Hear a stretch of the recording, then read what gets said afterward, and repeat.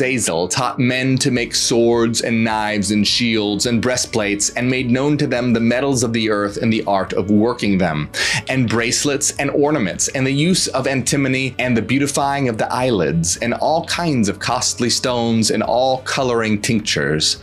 And there arose much godlessness, and they committed fornication, and they were led astray and became corrupt in all their ways. Semyaza taught enchantments and root cuttings, Aramaros the resolving of enchantments, Barakiel taught astrology, Kokabel the constellations, Ezekiel the knowledge of the clouds, Arakiel the signs of the earth, Shamsiel the signs of the sun, and Sariel the course of the moon. And as men perished, they cried, and their cry went up to heaven. Now notice that the book of Enoch is condemning knowledge and sex as evil and claiming that it's destroying the earth. Doesn't something sound a little fishy here? God responds to their actions by sending 4 angels, Michael, Uriel, Raphael, and Gabriel, to capture and imprison the watchers, to have them tortured for eternity. God then tells Uriel to warn Noah that he's going to destroy the world with a flood because the people have become wicked. Now you'll remember this as the story of Noah's Ark. The watchers brought knowledge to humanity, and God has them imprisoned and tortured while he destroys the entirety of humanity with a flood except for Noah. Now I'm going to explain what's going on here, but first I want you to ask yourself, does this seem fair? Does it seem right for the watchers to be condemned for trying to bring knowledge to humanity? And doesn't it seem strangely familiar to the story of Lucifer, who led a revolt in heaven and wanted to bring knowledge to humanity in the Garden of Eden? Is it starting to seem like God doesn't want humanity to get smarter? Ask yourself, were the Watchers really evil, or did they intend to help humanity?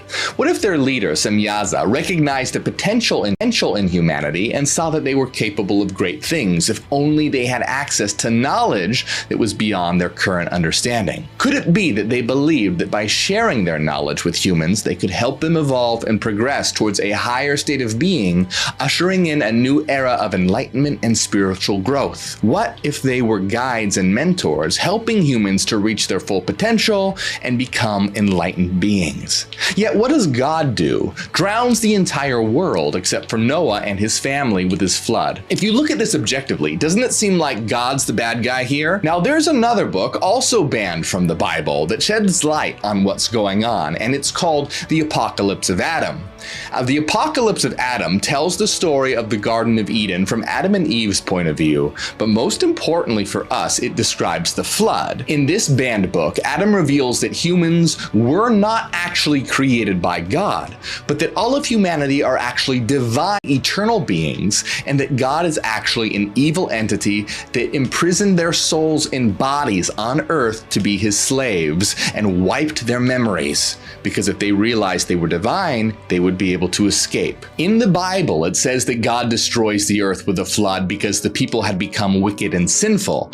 But the Apocalypse of Adam says that that's not the case at all. It was because humanity was becoming too intelligent. They were starting to realize what they were, and they were refusing to worship God, the one who imprisoned them on earth. Now this fits in perfectly with the book of Enoch that says God destroyed the world with a flood because the Watchers brought knowledge to humanity. The Apocalypse of Adam explains that the only reason God spared Noah and his family is because Noah promised that he and his family would be God's slaves and populate the earth with those that would worship him. The Apocalypse of Adam says, "Then Noah will divide the whole earth among his sons, Ham and Japheth and Shem, and he to them, 'My sons, listen to my words. Behold, I have divided the earth among you, but serve God in fear and slavery all the days of your life.'" Now, even though the book of Enoch and the Apocalypse of Adam are very different books, they have the similar theme of God hating intelligence. According to the book of Enoch, God condemns the Watchers for bringing knowledge to humanity and floods the earth. And in the Apocalypse of Adam, God destroys the earth because humanity is becoming intelligent and remembering that they are divine. Now here's how this all fits together, and we'll explain what the Watchers really are. Remember the story of the Garden of Eden and the forbidden fruit? What was the forbidden fruit exactly? Well, the fruit of the tree of knowledge. And what does the serpent, Lucifer, tell Eve? That if she eats from the tree of knowledge, that she will be like God. In other words, if she gains knowledge, she'll remember that she's divine. Now, have you noticed a common theme here? It's the condemnation of knowledge, always equating knowledge with the absolute worst kind of sin, worthy of destruction, imprisonment, and eternal torture. Want more proof? In Genesis 11, 1 through 9, it's told that sometime after the flood, humanity united together to build a tower to heaven. Now, God believed that they could actually succeed, and to stop them from reaching heaven, he caused them all to speak different languages so that they could no longer communicate and build the tower. Humanity was now divided and fractured and couldn't complete their work. Now, obviously, a tower can't literally reach heaven, but God believed they could do it. So what's going on here? Well, the stories in the Bible aren't literally true. They didn't actually happen. They're allegories and metaphors. The tower represents a united humanity's attempt to reach a higher state of consciousness, of spiritual enlightenment. By building the tower, the people were seeking to go higher and reach God consciousness. That is, realize they are divine.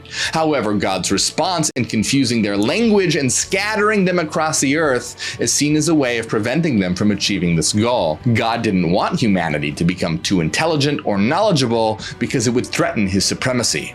By keeping humanity divided and in a low state of consciousness, God is able to maintain his power and control.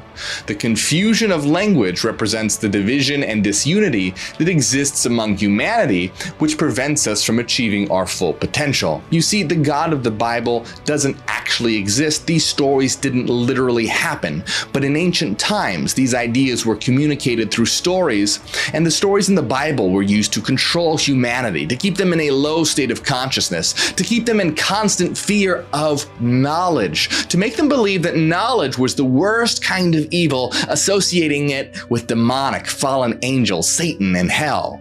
The Book of Enoch even describes the children of the Watchers, the Nephilim, as bloodthirsty giants that ate humans. Now, these are all stories to scare humanity away from knowledge, like telling kids that the boogeyman will get them if they aren't good. And don't do that, by the way, that's horrible. Don't believe that these stories were used to control humanity and keep them from knowledge? Check out this verse from the Book of Enoch, where the angels tell God that Azazel, who is one of the Watchers, was teaching secret knowledge to humanity who were beginning to understand. Thou seest what Azazel hath done, who hath taught all unrighteousness on earth and revealed the eternal secrets which were preserved in heaven, which men were striving to learn. Again, this fits in perfectly with the apocalypse of Adam that says God destroyed the earth because humans were becoming too intelligent and refusing to worship him. The condemnation of Lucifer for wanting to be like God, the casting out of Adam and Eve from the garden when Lucifer offered them the fruit from the tree of knowledge, and the fracturing of a united humanity when they were building a tower to heaven to achieve a higher consciousness. So what were the Watchers really? Now, as we've seen, the Bible and all these texts shouldn't be taken literally, but instead as allegories. Just like the Tower of Babel to heaven represented humanity attempting to reach a higher consciousness and not a literal tower, the Watchers, heavenly beings, are those who have attained a higher consciousness. They're human beings who have realized the truth of existence and have descended to earth to teach humanity, meaning that they have entered the world of a lower consciousness to help raise it up. The Watchers were not visitors from another realm, but something far more profound. They were human beings who had achieved a higher state of consciousness, unlocking the secrets of the universe, and transcended the limitations of ordinary consciousness. Remember, the Watchers were also called the Grigori, from the Greek word egregoroi, which means those who are awake. They are the awakened ones. Driven by a desire to share their knowledge with the world, these Watchers took it upon themselves to teach humanity. But in doing so, they unwittingly sparked a great upheaval as their teachings clashed with the existing power structures of the time. The sexual liberation and knowledge the Watchers brought threatened the control systems of religion.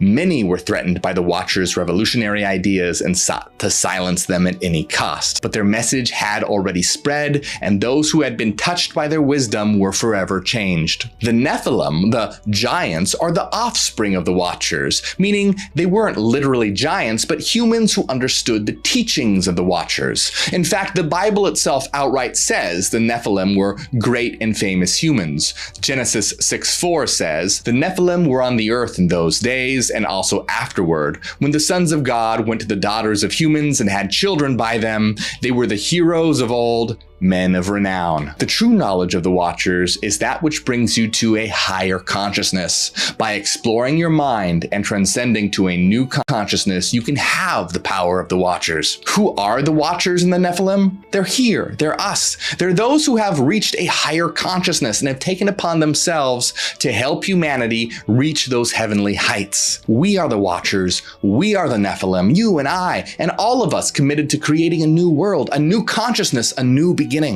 And by our will, it will be done. Now, this, of course, is my interpretation of the Book of Enoch. But what do you think?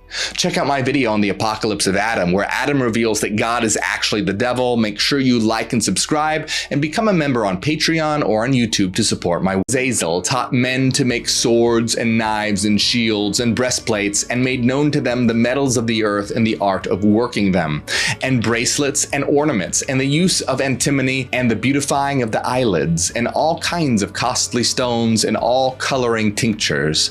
And there arose much godlessness, and they committed fornication, and they were led astray and became corrupt in all their ways. Semyaza taught enchantments and root cuttings. Aramaros, the resolving of enchantments. Barakiel taught astrology. Kokabel, the constellations. Ezekiel, the knowledge of the clouds. Arakiel, the signs of the earth. Shamsiel, the signs of the sun. And Sariel, the course of the moon. And as men perished, they cried, and their cry went up to heaven. Now notice that the Book of Enoch is condemning knowledge and sex as evil and claiming that it's destroying the earth. Doesn't something sound a little fishy here? God responds to their actions